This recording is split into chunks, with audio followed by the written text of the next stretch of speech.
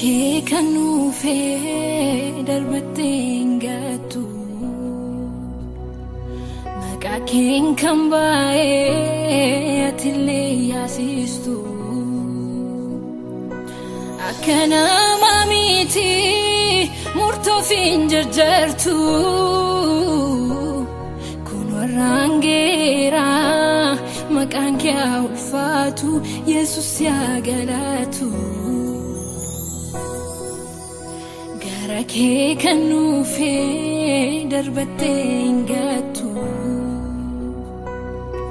maqaa keen kan baay'ee atillee yaasistu akka nama miti murtoof hin jarjartu kun warraan geeraa maqaan kee haa ulfaatu Yesuus yaa galatu